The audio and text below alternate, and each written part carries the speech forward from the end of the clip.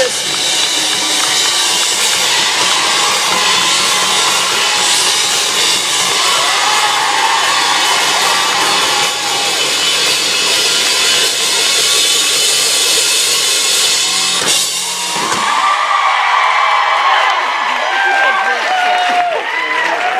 Belt almost came up.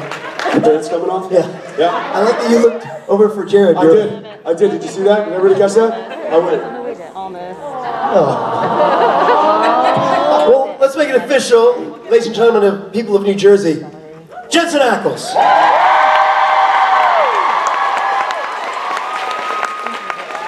It's different. It's different. It's different with the one chair. It's, right? you know? Okay. All right. All right.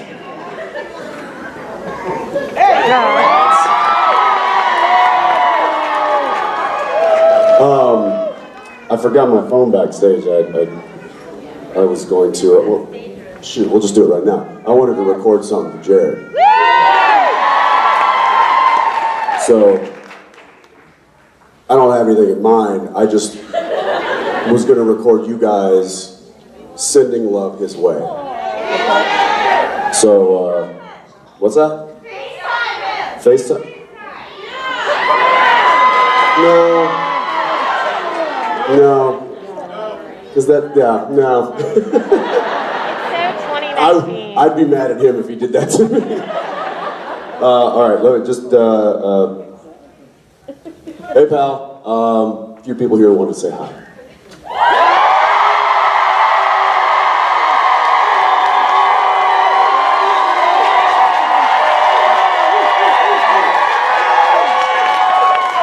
All right. We love you, miss you, get better, bye. All right, let's get this right way.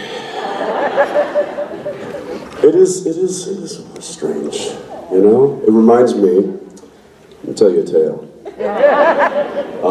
When I was shooting the heaven scene, driving the Impala in the final episode, and Bring it down. I got in that car and had this. I was driving down this highway up in North Vancouver, and it had a drone that was following me and filming me. So that meant that I was literally behind the wheel by myself in the car, no camera, no crew, no nothing, no Jared. And that was the last time that I drove the car on the show, and it was a little moment there. I was like, it's weird being by myself. It was weird not having my co-pilot. But he'll be back, he'll be fine, we're good. And because I am highly codependent, clearly,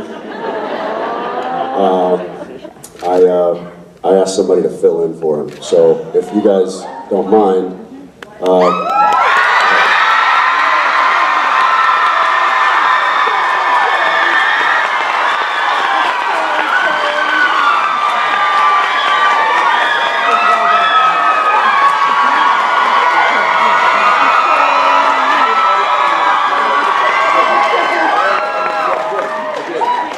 yeah, I was actually going to introduce Brianna, but then he'll too. This is awkward. This is awkward now. Ladies and gentlemen, Misha Collins. Hi.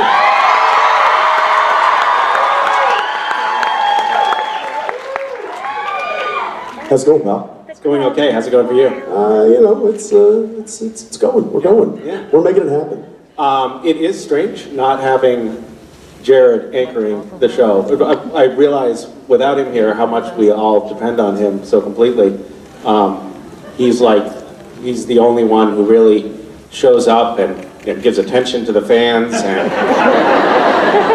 he actually, I've noticed, like, oh, the thing that's missing, like, he cares about people, and obviously we lack that quality. Clearly. Yeah. Yeah. No, he's really the oversized, hairy glue that keeps this all together here.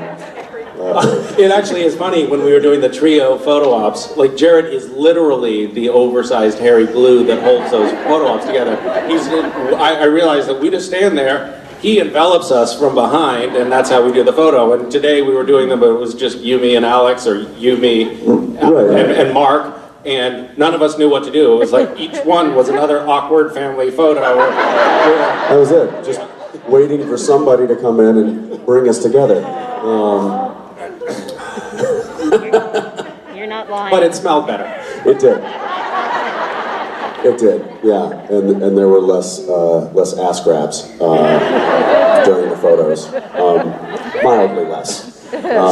Jersey showed up. This is something that I don't know how often we talk about this, but very often during photo ops with Jared will reach down and where no camera or other humans can see, will grab your ass and squeeze or pinch. But it's not a caress. It's intended to inflict pain. So it's like, he's not like, oh, there's a tush. It's like, where's the bone? And let me get it. Right, and so you do see a lot of photos where Jensen and my expression is like this. But then in that same photo, you'll see Jared's face is like this. Because he's searching, and he's like, oh, I got it right there. That's the entire hamstring that I'm holding now. Good times. Good times. Yeah, you've been bruised. Yes, I have. In photo ops. People don't know what we go through. We gird ourselves. We wear padding for photo ops. This is true. Well, thanks for coming out, man. Thanks for having me. Yeah, this is a treat. Yeah. We don't really get to do this very often. We don't. We do it in Rome. Yeah, And it's usually after a long weekend of binging, and there's a lot of television shows. Like we binge, watch things. Streaming services. Right. What are you thinking about? Yeah. What? Shame on you. Get out of here. We're all binging at the same time. We're all binging at the same time. Yeah. So this is nice. This is cool. Let's take some questions. Okay, great. They're probably not going to be for you, so just or maybe they will. You want to go that way? Okay, let's go this way. We're going to go. Which way do you want to go? We'll go. This does not work very well, does it? Well, it does when Jared's here. Hi Jensen, hi Misha. Hey. So I know you've been working on The Boys lately, Jensen, which I'm super excited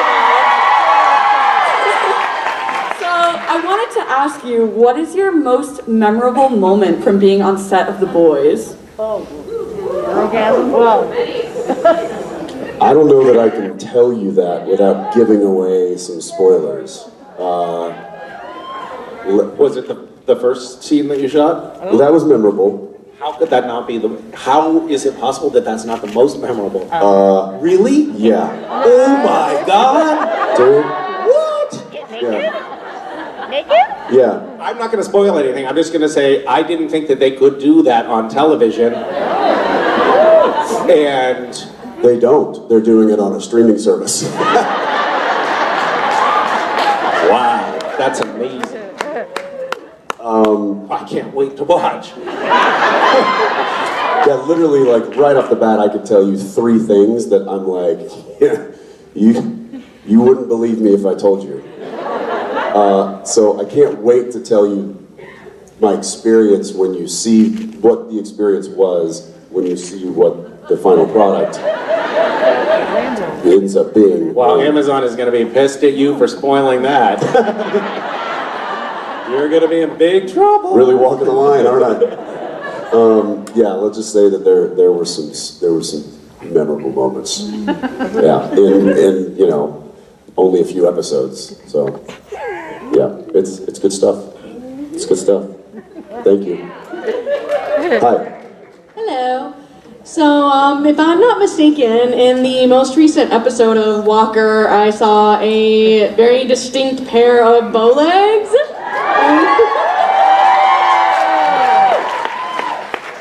And if I'm right, I think that was you, Jensen. So I know you've got a million other projects going on, but I was wondering if that means, you know, there's going to be more of you showing up on Walker? That was actually Richard Spade, a fellow bow-legged friend. You can't sit down, can you? No, I don't normally sit in Right, panels. I like pace around. Do you nervously. pace? Yeah. You want to pace? I am pacing. Let's try it. I don't need to sit down. So, yes, that was me. And I'll tell you why. Because that is a role that is going to it's going to come out in the storyline. I don't think this season, I think next season. I could be wrong about that, so. What, is it this season? Yeah. It's the end of this season. Yeah. Okay, so they're going to touch on Miles, which is the character. They hadn't cast that role yet. They didn't know who that was going to be, but they were like, yeah, we're going to have to get just a body double in there. Somebody that's, you know, yay tall and has a, you know, like medium build, whatever it was. And I was like, okay, so we have to cast this person? And they're like, well, yeah, we got to look at a whole bunch of like background performers. And I was like, well, I'll do it. And they were like, you'll play Miles? I'm like, hang on. Hang on. Now you've really painted them into a corner because the actor who plays Miles has to be bow-legged. And that's a casting call that's difficult to make. It is. Like, it is. Seeking bow-legged actor. Seeking 6 to 6'2", roughly 200-pound bow-legged actor. Yeah, so that's why it was going to be somebody that wasn't going to end up being the role, the actor. So we just got some hack to step in there and do it. Stop it. I'm auditioning.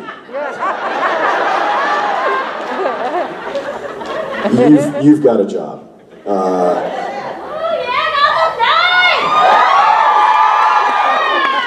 Oh no, he's a barista down at the Starbucks.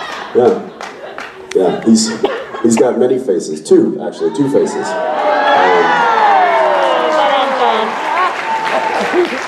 Anyway, yes, thank you. Hi. So this was originally just for Jensen, but it'll be for both of you. And I'm kind of going to switch it a little bit because Misha's here too. So Jensen, if you could play anyone in the Batman universe, who would you play? And Misha, if you could play anyone in the Boys universe, who would you play? Well, I mean, Batman. Let's be clear about that. Yeah, I mean, I've gotten to do the voice. Why not get to play the Bat? Maybe somebody over at Gotham Knights could put in a good word for me. If that role ever comes up. I don't know that it will though, because they're pretty particular about that. Anyway, yeah, I would definitely have to go with bats. Did you see the latest Batman movie? No. It's kind of great. I know. I'm not ready to. I'm not ready to invite another Batman into my world yet. Is it because you are also a Batman? That's Yes, it is. Okay. All right. I'm sorry. It is. It's a sensitive subject. You know, us other Batmen, we're a little hesitant to invite new ones in. I get it. That makes sense. You know, especially who used to be a vampire.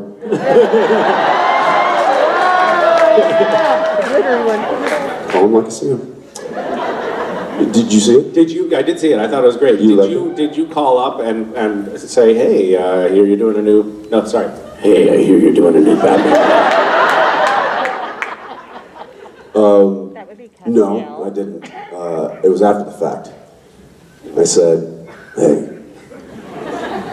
what the hell? What is this shit? Yeah. Okay, so the boys. I don't know. I mean, is the Boys universe a universe that Eric is creating as he goes. He's expanding it. So it was like a comic book series that he's extrapolating from. Yeah. See, I don't know the comic book series. It's essentially, it's really all of the superhero types. Right. You know, so you've got your Superman, you've got your Aquaman, you've got your Flash, you've got it's all of those, but Archetypally speaking, what is yours modeled after? Captain America. Captain America. Where is Brianna? 'Cause fuck you, Since Chris I Evans. let Evans have Captain America, you're welcome, Chris. This was this was a good second. That must have been so much fun. Oh yeah, especially those 3 moments that I'm talking about. Oh my gosh, have I not told you? No, I just know that first moment. I'll tell you later. Hold your mic up to his ear when you're telling him. Oh yeah, yeah. Come here. Let me hold my mic right here while I tell you. Yeah, so it's like pick any superhero. Who would you want to have the like totally messed up, screwed up version of? Probably Captain America. That sounds pretty great. Can we do a recasting? Is it too late? Too late, pal. Damn. No, that ship has sailed. Deadpool. What? You know, it's amazing. You really embodied that role. Like, they're like, you're playing a superhero, and you're like, cool, got it. And then the next time I saw you, you were like...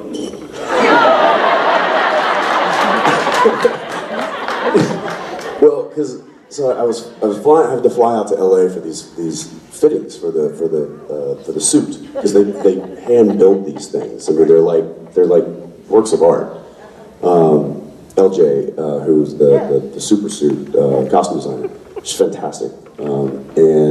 But I had to travel out to LA like six different times for them to build this suit. No shit. And each time, you know, there's more progress. So I stepped on there like, okay, we got to do this, we got to add this.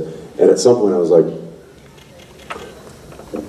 where are you going to put the muscles?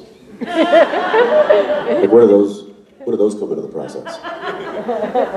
And she's not kidding, because if you look at look, I love Ant, phenomenal actor, but he takes his Homelander suit off, and it's like, what happened?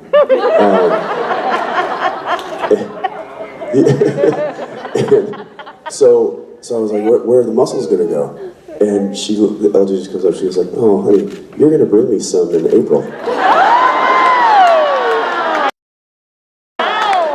That'll light the fire under your pants. That was it. No producer called me and said, we're going to need you to put on 20 pounds. No, nobody, just LJ said, oh, you're going to bring me a few. Yeah. You're going to bring me some extra muscles when you show up. And I was like, hey, Daniil, I need a freezer full of chicken breasts. that's it. That's it. That's it. I'm on an all-steak diet for the next 4 months. That did happen. And then Kripke said, don't shave. That was it. He was like, don't shave. Don't get a haircut and don't shave. I see. So you have a lot of body hair. So it's, you look like a gorilla. Yeah, basically. Got it. Yeah. So that's how that went down. Yeah, I don't know. Where were we? I don't know, what are we talking about? Hi. Keep going. Hi, this is my first time here at one of these, so Welcome. How's it going? How's your first time? Oh, Jared usually asks this, I forgot. How many people here is this first time at a con? Wow, okay, all right. I'm so sorry. It's an epic failure at this point. No, I'm kidding. Hi. So I apologize if this has been asked before, which it's a question for both of you. But over all 15 seasons, were there any storylines involving your character's development or personality that the writers didn't explore further that you wish they would have for either one of your characters or any on the show? Yeah, I think we might.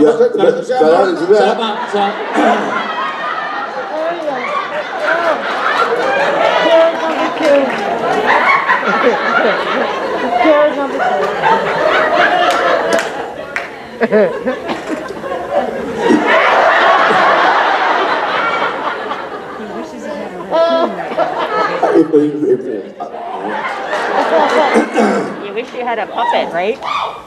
I think that Castiel could well have been human for longer, because I don't think he got to explore as many different versions of what exploring humanity could have been. Like, for example, he ate toothpaste, which was great, but it would have been nice for him to really learn to brush his teeth. Yes, it would. Yeah. Wait, You didn't get to have a lot of sex, which was a little disappointing. There was, there were some things that I think we breezed over what could have been a more interesting arc for the character. That's my one complaint, I would say, over the years. I was like, I feel like we got out of that too quickly. What about you?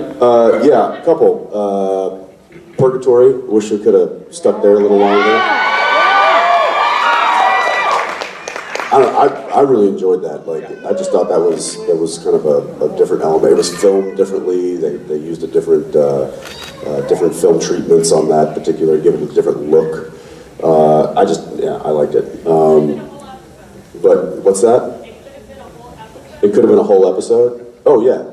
I mean, I think it could have been like a whole season, multiple episodes. I thought that was really cool. But they,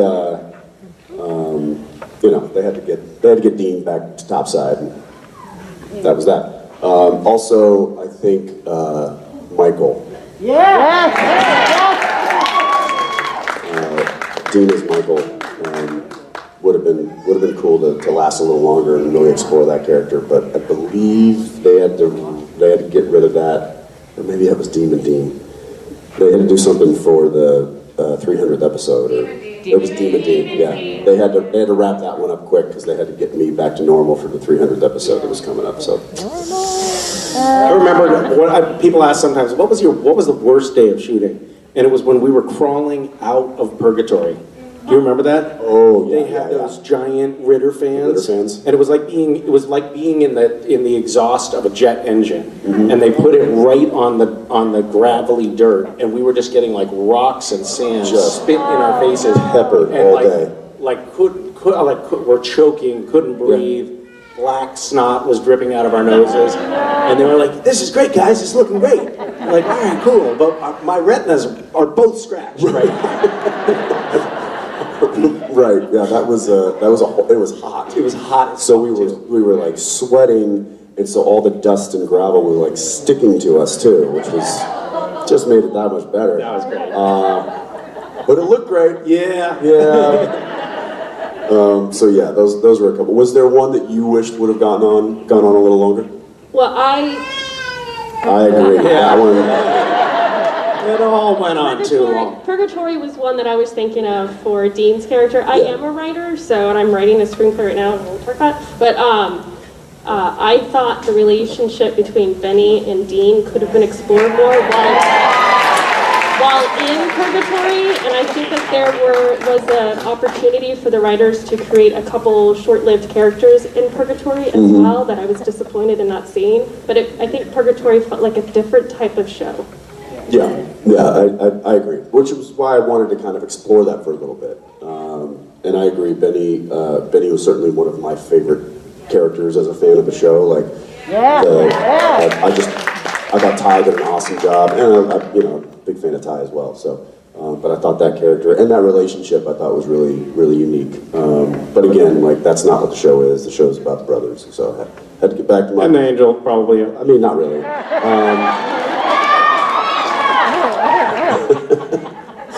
So anyway, thank you. Good luck with the screenplay. Yeah. Bye. Hi. Thank you for doing Book Bash, Misha. Really enjoyed that. And good. A book-related question for Jensen, but I'd love to hear your answer as well. Jensen, in the past you've said The Fountainhead is your favorite book. Is that still true? Do you have any new recommendations? I think that was just the last one I had attempted to read. I'm not a real big book reader. I don't read a whole lot. It's no surprise to many people. As many scripts and stuff that I pour over and read through, reading is not something that has ever has ever attracted me for like a pastime, you know, something to do to relax or whatever. So yeah. It's amazing to me how much the like constant distractions of cell phones and other like streaming services and everything encroaches on reading time too. Like I remember, I don't know if this is true of you, but like when I was in high school and college, like when I was much younger, I would read much more. I'd spend a lot more time reading because there was like the time for it. But now that time gets co-opted by all of these other little distractions and interferences. And it makes also, it, like silent films were, you know, just coming around. That's right. If you wanted entertainment that wasn't in a book form, you had to go down to the picture house and listen to. They were playing on the accordion and to accompany the black and white. And then talkies came and really kind of encroached again on your right on your. You know. It really has changed. I think it's changing how brains work, though, in general. Like, I'm looking at my kids and comparing that to how my childhood when we didn't have anything else to do but to read. And now my kids are, like, there are so many possible things for them to do at any given moment. And reading it's hard for it to, you know, take center stage sometimes. Which is kind of tragic, really, because it's a great way to, like, fire up your imagination. I think. I don't know. I wish that I read more. I wish that I mean, I don't know. Can I say this? I'll say this. Sure. I had a learning issue when I was young, and nothing. I think it was. I mean, they diagnosed it as ADD back then because that's what they diagnosed everything with. Me too. Really? Me too. Yeah. So I would read a page in a book that I had to read because it was giving a book report in English or something like that, and I would read the whole page. I would read every word, and then I'd get to the end of the page and be like, I have no idea what I just read, and I struggle with that today. It takes me a very, very long time to read anything, and when I read scripts. It takes me an extremely long amount of time to do so because I'm reading it very slowly so that I comprehend everything that I'm reading. If I try to read fast, I'll have no idea what I've just read. And so that always that was always a struggle for me, and I just never I was never really a big book reader because of it. So, yeah. Thank you. I'm a special ed teacher, so my heart really hurts for what you guys are saying up there. But my question is, in the show, Sam and Dean are 4 years apart. I think their ages when they started 22 and 26.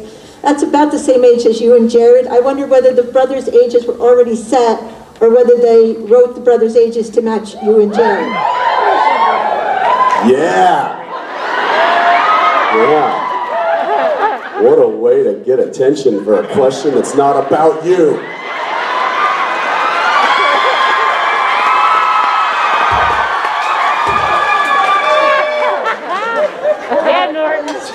Nobody wants to see that.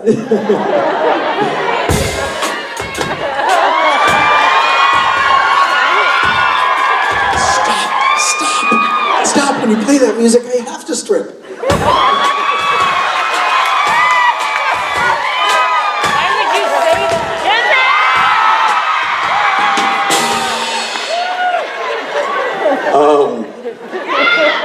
Getting back to your question, I believe it was written after the fact, and to correlate more with our actual age difference. Yeah, to kind of match us up a little bit. So that was that wasn't established in the pilot.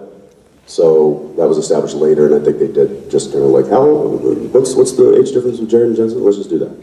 Yeah. They did the same thing for Castiel after I came on the show. They said, he's been around for thousands of years, they said. So. Yeah, he would know what the picture shows were. Yeah. He watched sea animals evolve to walk on land.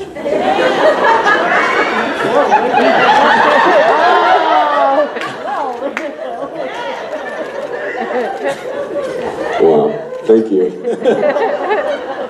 Hi. Hi. First of all, I want to thank you, Jensen, for how you and Jared portrayed the loss of a sibling on the show. I lost my brother back in 2017, so your show was really helpful for me, especially at the end. It gave me a lot of peace and things like that, so thank you for that. Sorry for your loss. Thank you. And of course, Supernatural was something I was really excited to just come back to and watch. So my question for both of you is, what is something that's really exciting coming up for you, either work or with your families, that you're looking forward to?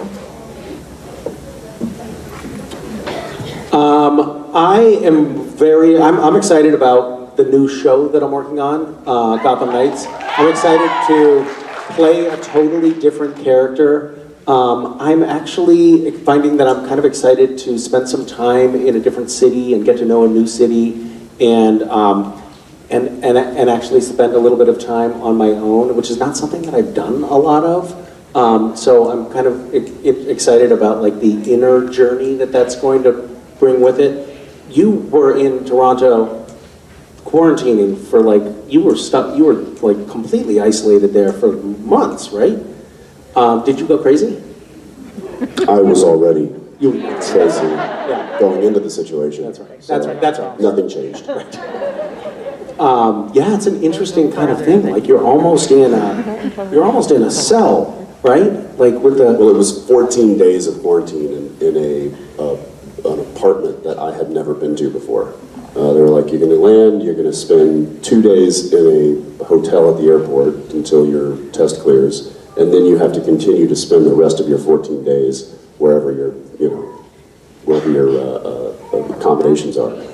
And so yeah, so I checked into this, or went into this apartment that I'd found and the production had helped find, and was like, okay, I'm not going to leave this threshold for 2 weeks. And I didn't. I stayed there for 2 weeks and just did 1 million push-ups. That was the secret. Yep. It was quarantine. It was quarantine. Just sheer boredom. That was it. I finished Netflix and then I just did push-ups. That's.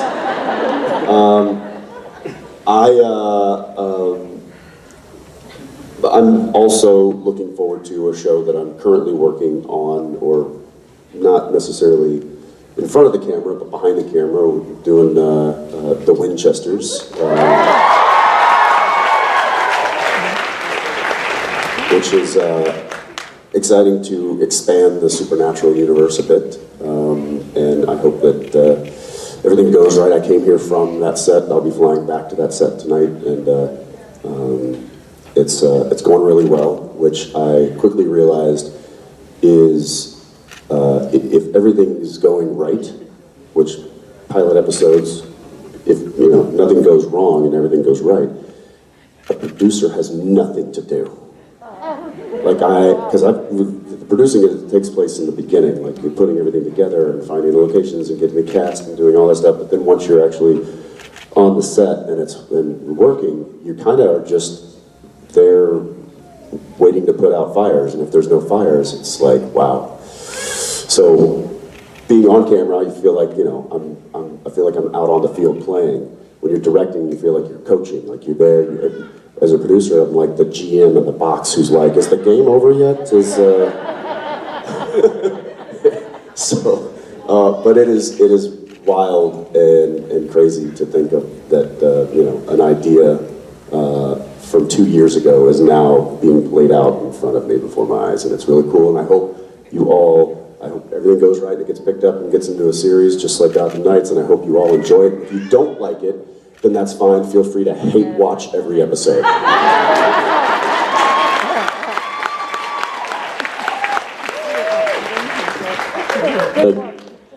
They're tough shoes to fill because all these people loved Supernatural, and if they don't love the prequel, you're like they're going to come burn your house down. Mm-hmm. Yeah. If they don't love the prequel, then they really weren't fans in the first place. I like your style.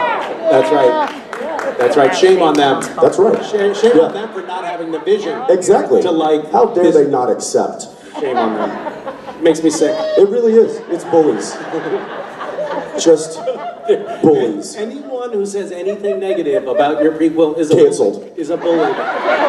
Canceled. Go home. I love it already. It's like, I love it already.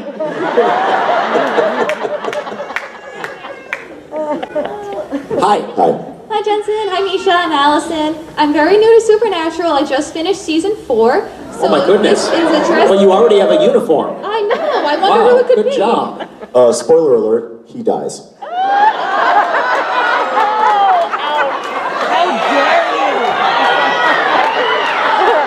But the vast majority of the audience didn't know that, Jensen.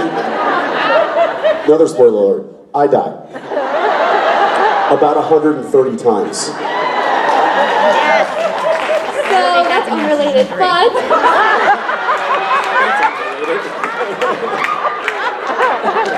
So, since you said Jared was the oversized, hairy glue that holds everyone together, if the Winchesters or Cass had a dog, what would it be? Had a dog?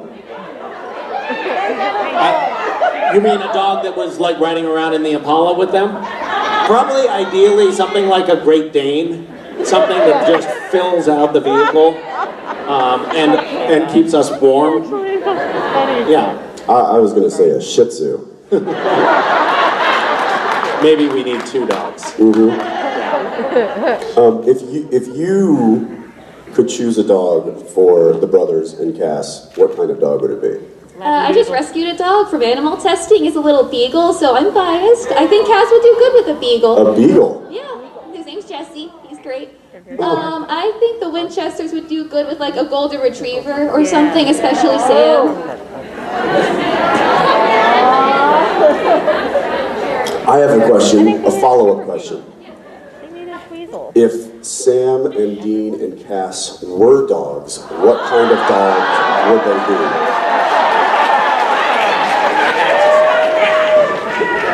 Let's see. Hi, can of worms. Let's go with Sam first. What kind of dog would Sam be? You know, I can see Sam as my beagle. Very hyper, doesn't pay attention, doesn't listen. No, I said Sam, not Jared. Stubborn, like a beagle. Bring the boot. Dean? Dean would be, I feel like something intimidating but soft inside, like a German Shepherd. I think you're right about that. I think it's a German Shepherd. And Castiel? Pug. A pug? Somebody escort that man out of the room. Any dog with a curly tail, basically.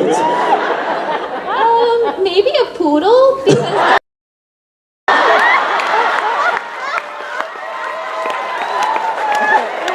That's my favorite question. You only asked that question because you knew where it was going. I did, jerk.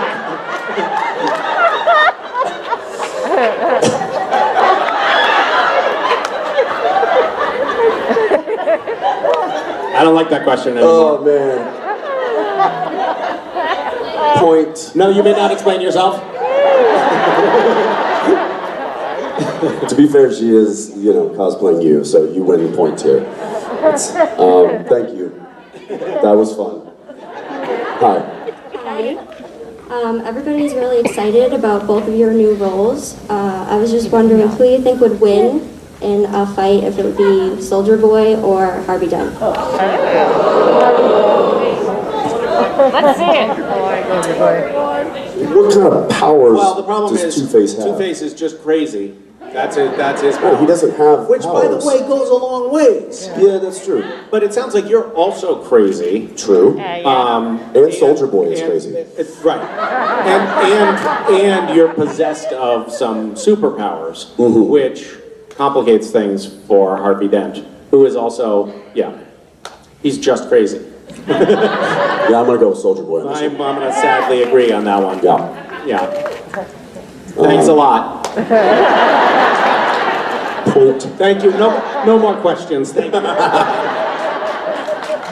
Hello. Before I forget, I promised my mom if I had the chance, Jensen, she loved you in Days of Our Lives.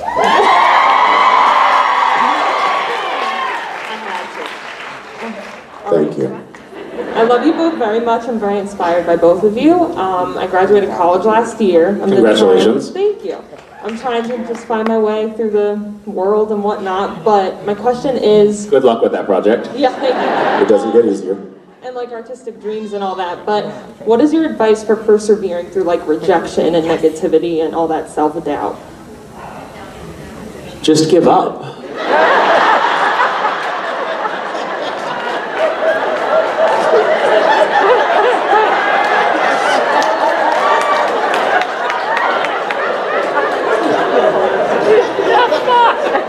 Never keep fighting. There's so many times when I look back at my younger self and I think, oh, if I had just given up. Things would be in such a better place. You look like you're ready to give up now. You're so crushingly disappointed. Can't believe I looked up to those assholes. I should have given them up.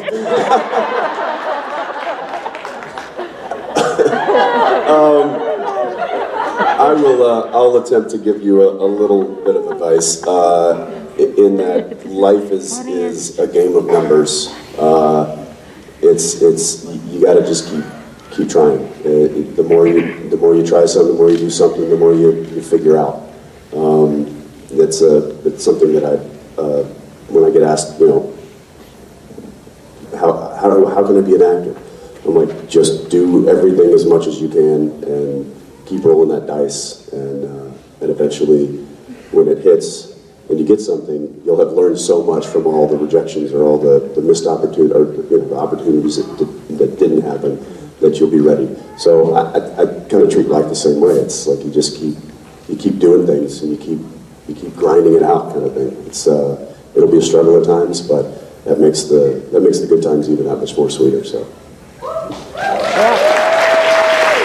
I would say also, if you're too focused on the outcome, I found this for myself anyway, when I was like, I need to get that job, I need to get that part, I need this show to go, whatever it is, that fixating on the outcome is actually was really unhealthy for me, whereas if I just focus on doing my best at every step of the way, that's it. Do what is within the realm of your control. There are lots of things that are not in the realm of your control. There are going to be a lot of times when they're going to go with somebody who's a lot older or a lot younger or who is a different gender than you are, and that's totally out of your control. But you can show up and do the very best that you can do, and know that within the sphere of your control, you're doing your best. That for me anyway, gave me a lot of comfort, because I used to struggle with rejection. Like I did not like it, and I got to a point where I was like, I'm okay, because I actually know I did my best, and that feels good. So there's my tip. And touching on what you just said, reminds me of when I was a young actor and I was auditioning and I was getting rejected and I wasn't getting these parts. I was like, what's wrong with me? And it is very much that, like, that's out of my control. So I switched my way of thinking of every time I went into an audition, that was my final performance. And I walked out and I was like, what's next? And every now and again, I'd get a call and be like, guess what? They want you to come back and do it again. I'm like, oh, okay, I'd already moved on, but happy to go back and do it again. Then that was my final performance. And I'm like, okay, what's next? Until they were like, they want to give you the job. And I'm like, oh, great, I was already moving on to the next thing. So that just helped me mentally, of like, you go in for a job interview, you're like, boom, laid it on the table, okay, let's find the next job interview. So there we go.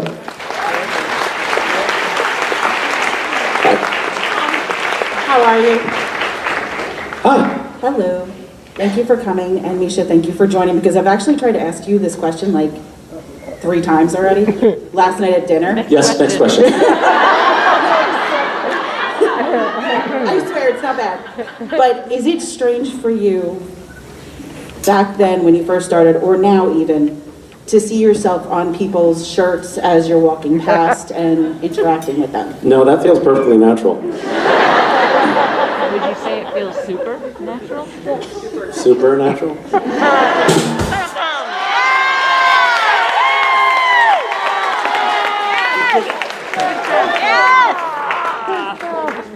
We've been trying the whole. I don't know. That never gets totally normal. It's. You want to know what's weird though? Is the degree to which we acclimate to things. Like now, I walk around and I see my face on a t-shirt and I'm like, oh yeah, right. Like as if that's not the strangest thing imaginable. It is kind of bizarre the way that we step into the various roles that we're afforded in life, and whatever is happening becomes the norm, and it's strange. I walked into Hot Topic a few years ago. And I looked around and I was instantly Homer Simpson.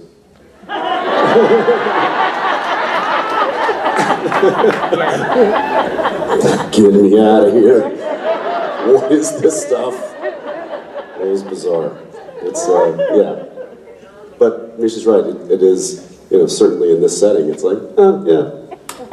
There I am. I try to shield myself from it.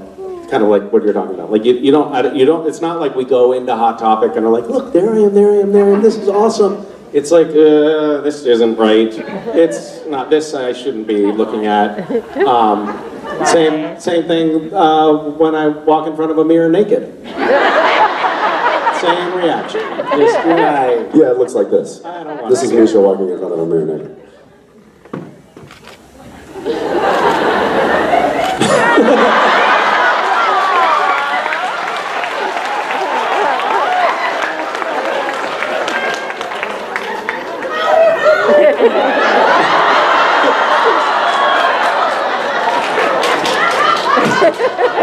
How would you know? Misha.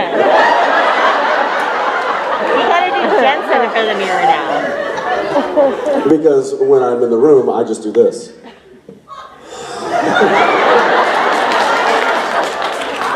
Can you put some clothes on, please?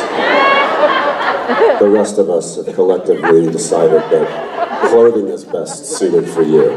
Misha, everyone in the makeup trailer wants you to get dressed. To put your pants on. Trish is mad at you. And then Misha goes, thanks for noticing me. That's Charlie Brown. And then he goes and puts his trench coat on.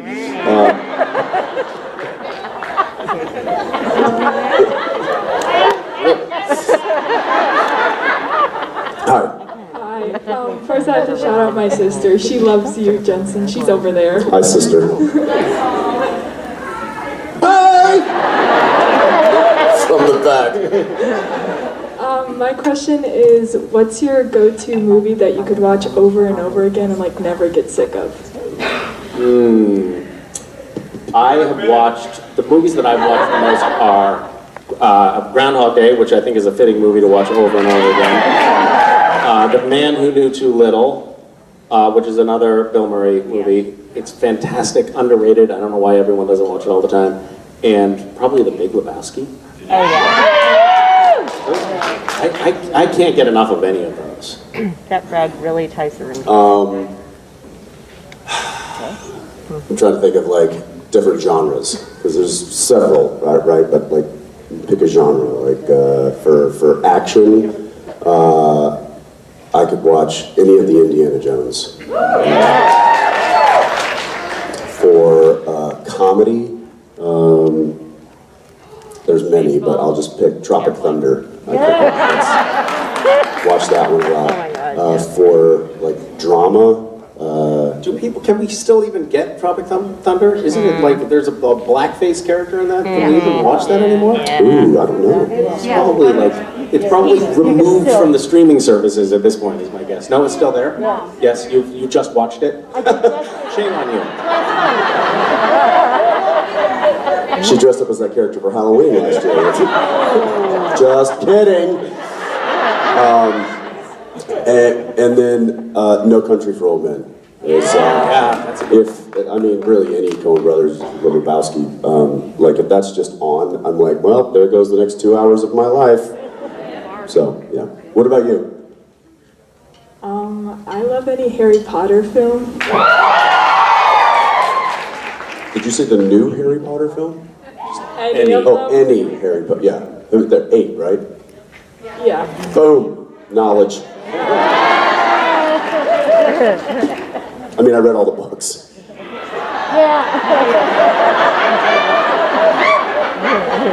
Not a one. Not a page.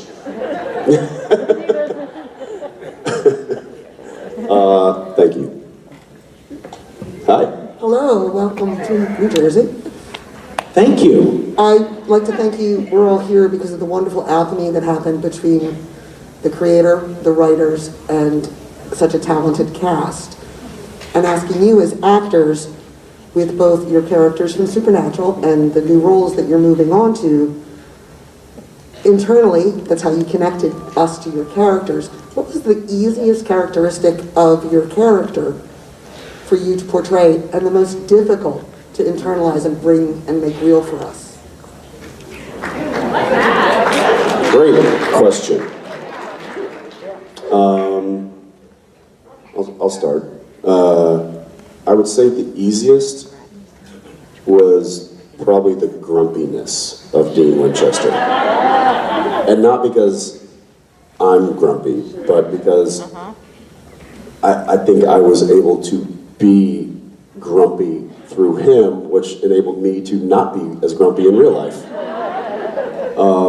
And then the difficult one was probably...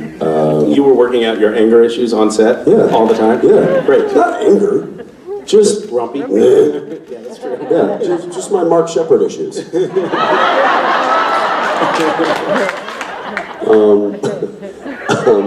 And then probably the most difficult one was, and this is, I've said this before, was being Dean while Sam was soulless Sam, because it was hard for me to play Dean relating to his brother when his brother wasn't his brother. And I felt like I was kind of like lost, because I didn't have that relationship on screen that I had relied on with Jared. And which is a testament to him and how well he did it, because I was struggling on camera because I didn't have that relationship available to me. So that was probably one of the biggest struggles I ever found. And it was surprising to me. I'm like, get your crap together, dude. Like, come on. But it was just, yeah, it was like all of a sudden I was playing blindfolded, and it was difficult for me. That's interesting. I had a couple of things. What is coming to mind is not terribly flattering to myself, but I'm going to tell this anyway. When Castiel came on the show, he was like, the character was written as this like warrior of God, right? Like he was a soldier and a fighter, and very quickly the character was, over the next few episodes, was rewritten as this sort of like awkward, socially awkward, dorky fish out of water, which I think was the writer's adaptation of what I was bringing to the table. It went from like, yeah, some fucking badass angel to nobody knows how to deal with this weird character. And I think that ended up really like manifesting quite physically at one point. I've told this story before, but you were at the monitors in the other room, and it was Sam was what's his name? He was possessed by Gadriel, Gadriel, whatever, and Bob Singer was directing, and he liked those like grindhouse, like direct, like 1970s style shots. And his idea was like I was going to punch right at the lens, and that was supposed to be me punching out Gadriel, right? You were at the monitors. We did the first take. You're in the other room. We're in the kitchen of this house, and you and Bob and everybody else back at the monitor starts laughing, and then you come out and you're like, that was hilarious. And I was like, what was hilarious? And you looked at me like, oh,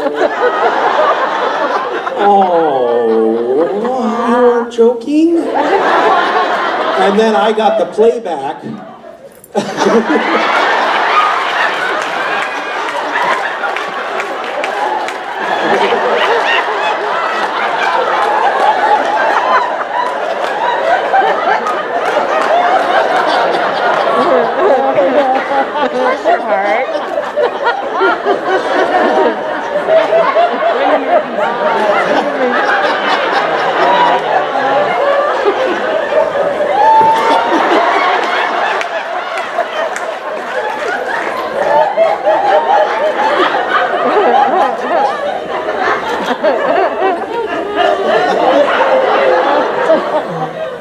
That was the last punch Castiel ever threw. Like, maybe he could just do this. It's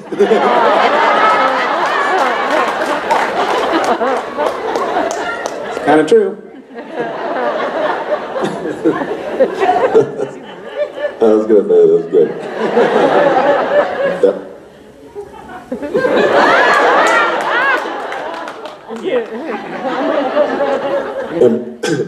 And Bob Singer was, he was like, he raised in Brooklyn and was like, he was a fighter. He was literally a Golden Glove boxer.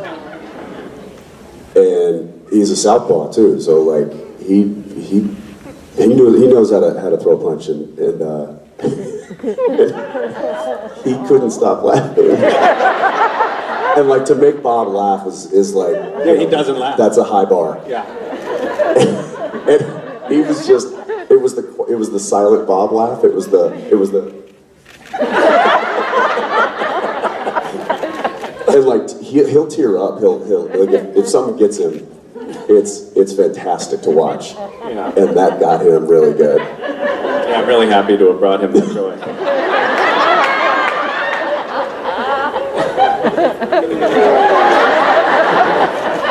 I don't know why the face has to be this too.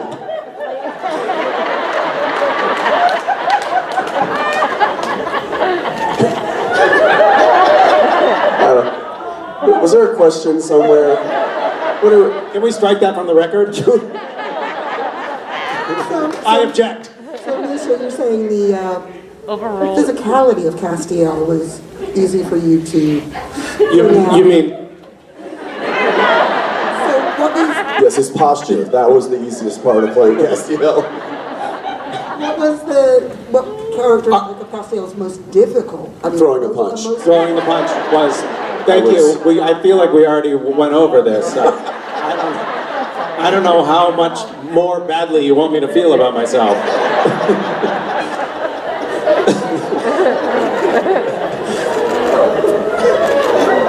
Thank you.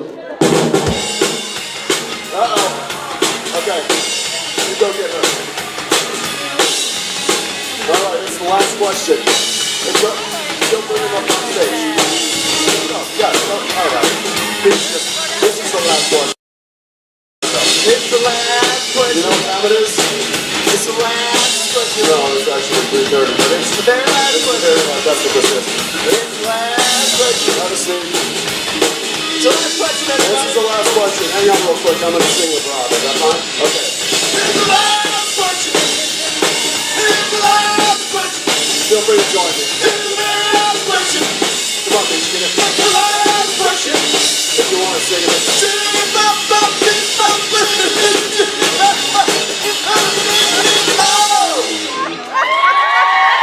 Didn't make that one. Didn't make it through that one. You want to join in?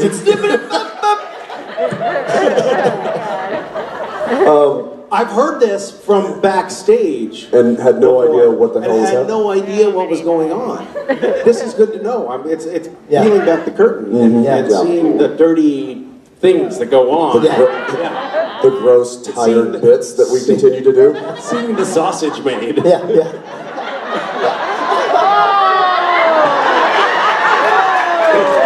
I'll allow it. Hey, that was me in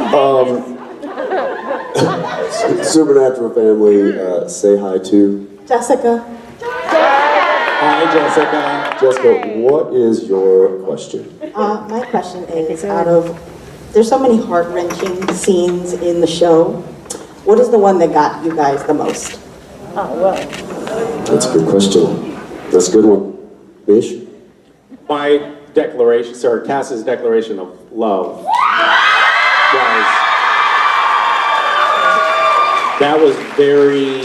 that got me. It also was the scene that I had to like put myself in a little bubble and really like protect my actor self for.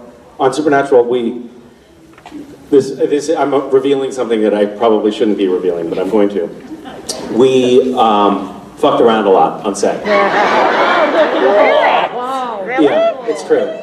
It's really true. That's it. But that was a scene and a night where I really just had to like let myself be in that scene, and it was also my last scene on the show ever. So it was Cass's goodbye. It was my goodbye to the cast and crew, and it was goodbye to a long run and a big chapter in life.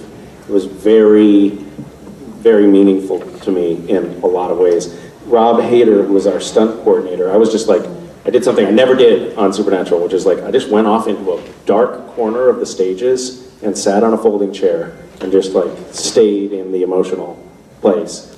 And Rob Hader saw me like off in the shadows, and he was like, just took care of me from a distance. He was just like making sure nobody came near me. And I never asked him to do anything. I never said a word. He was just like creating this little bubble around me. And then when for our first AD would like call us back to set, he would say, "Ready for you," and then escorted me so that nobody would like bother me. It was really, it was such a sweet thing to do. But that for me was definitely, that was it.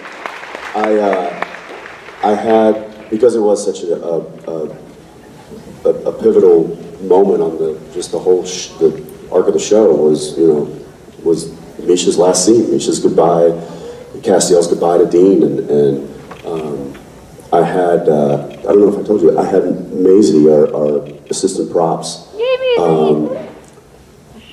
I gave her my phone and I said, "Will you just record some of these takes from offset?"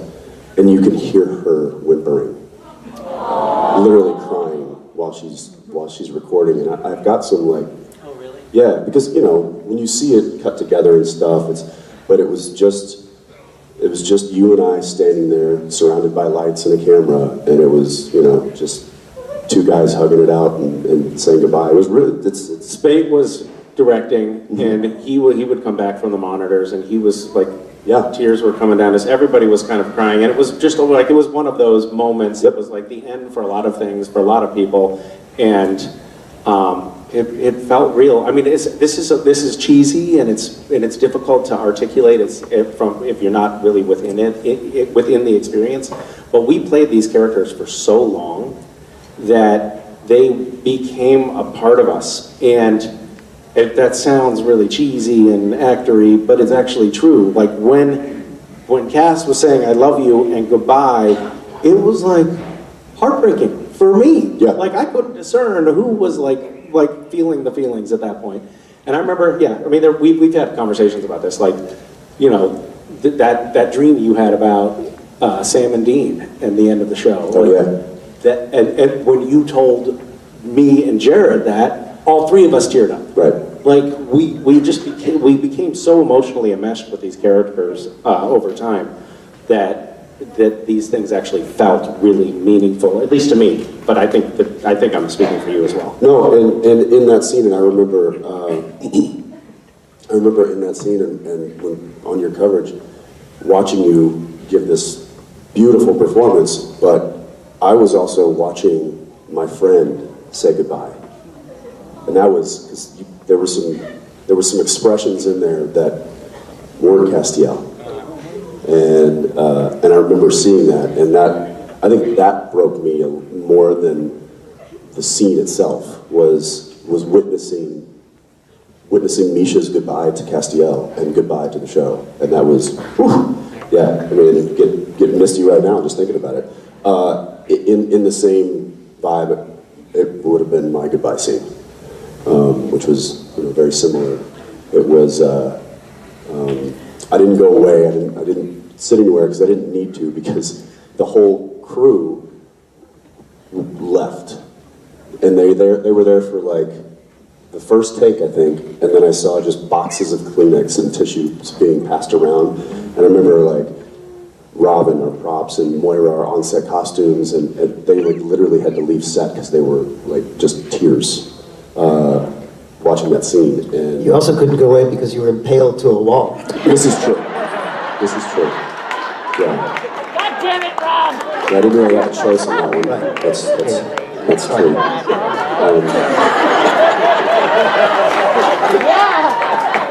And we're back. That was a hard one, and that one certainly left because it was you know, Jensen saying goodbye to not just Dean, but also saying goodbye to Sam. You know, and as a fan of the show, and as a fan of these brothers and these characters and these relationships, you know, that scene and the impalement scene were really difficult. I did tell Bob, who directed that finale, I said, "Listen, man, I got about 3 takes in me. I don't know if I'm going to have much left after that, because this is gonna take it out of me." And he's like, "That's all I need." So yeah, I think I did 3 takes. And it was that was rough. What about you, Rob? What's the scene you remember the most since you're here? I mean, in terms of emotional, you know, for all of us, that last season, there were a lot of, well, this is the last time we'll do this. This is the last time we'll do this, and it wasn't just the actors feeling it. Like you said, the crew was right there, also experiencing. Like people would break into tears just talking about these scenes coming up that you were going to have to shoot. And so for me, it was very emotional, even though it was like the last thing I shot was like me killing that dog. I know it's one of your favorites. I know, everybody, I know, thank you, big fan of my work. But no, but it was emotional because like, that was it. Then it was like, it was a nothing little scene, really. All I had to do was just sort of stand out in the field and be like, you know, hi or whatever, and be an asshole. And then that was it, and you came out and you kind of announced to everybody that's Rob's last scene, and like that. It was just like, you know, I'm a recurring character, so I was not there for seasons in a row, but you all are such a part of my life.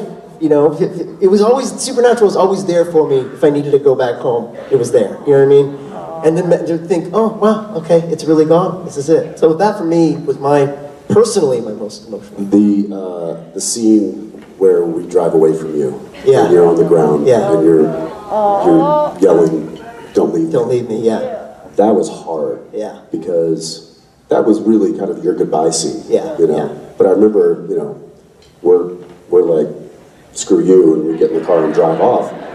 But I remember, like, Jared and I got in the car and it was like, we talked about the weight of what we're doing, like driving away, and that was a heavy moment. That was, yeah, literally. And you had never done that. Yeah. You had never gone, you know, there to that extreme, right, of, you know, begging and pleading and stuff, and so that to hear you like screaming out as we're driving away, it was like, oh, yeah, yeah, yeah. Yeah, because we're all such soldiers really on the same team, really, when it comes down to it. It's hard to leave a man down kind of thing. It was, yeah. It was difficult to do. Yeah. Thank you for your question. Thanks. That was the very last question. All right, that was it. There's no more questions. That's it, Jersey. If you've got a question, write it down, drop it in the box, and we won't read it. It's the last question. Here's the last question. Excuse me, you want to do this? Here's the very last question. Come on over here and think about it. Here's the last question. There we go.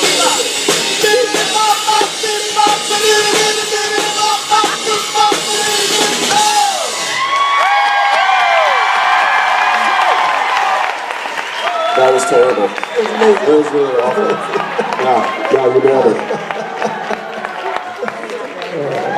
Thanks, New Jersey. Thank you, Misha Collins and Jensen.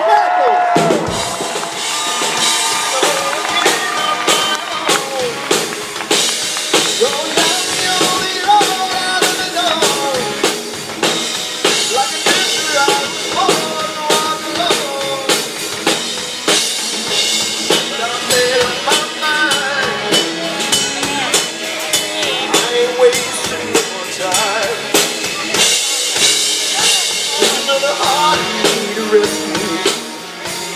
Thank you. Those, Charity.